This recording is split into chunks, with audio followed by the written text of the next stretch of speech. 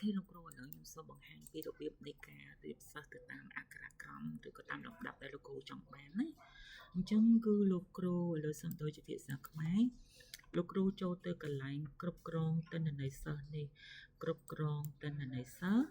ហើយបន្ទាប់មកយើងយកព័ត៌មានសិស្សអញ្ចឹងនៅពេលដែលលោកគ្រូចុចទៅលើព័ត៌មានសិស្សហើយគឺវាមានមុខងារឲ្យលោកគ្រូរើសហើយអញ្ចឹងគឺលោកគ្រូរើសតាមឋានៈដែលលោកគ្រូ set មកអញ្ចឹងឥឡូវខ្ញុំសូមធ្វើ B អញ្ចឹងខ្ញុំធ្វើការ filter នេះមក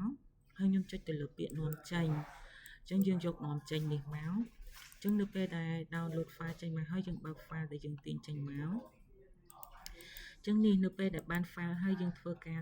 ឲ្យគេ sort វាឲ្យគេ filter យកក្បាលទាំងអស់នេះនៅពេលដែលយើង filter ក្បាលទាំងអស់នឹងហើយយើងធ្វើការ sort ទៅតាមតកដើម្បីឲ្យអក្ខរវា load ទៅតាមអក្ខរក្រមអញ្ចឹងនៅពេលដែលយើង sort អានឹងហើយយើងត្រូវមកកំណត់ទីតាំងនេះមួយទៀតអញ្ចឹងកន្លែងនេះគឺយើងត្រូវដាក់លេខ1លេខ2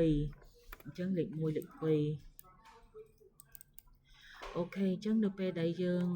កំណត់លេខ1លេខ2នឹងហើយមានន័យថានៅពេលយើងកំណត់លេខ1ហើយឈ្មោះសិស្សនេះនឹងត្រូវនៅលើគេបង្អស់អញ្ចឹង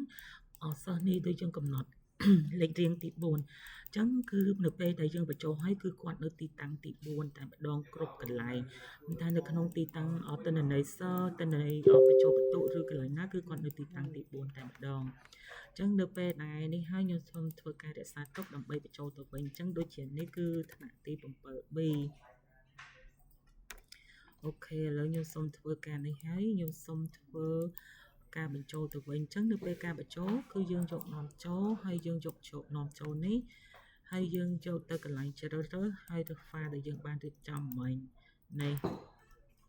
ចឹងនេះគឺលំដាប់ដែលយើងបានរៀបចំមិញគឺវា load មកហើយនេះដូចជាសិស្សនេះទីតាំងទី4ដូចយើងបានមិញនេះសិស្សទីតាំងទី1ចឹងនេះគឺតកតងទៅនឹងការរៀបលំដាប់សិស្ស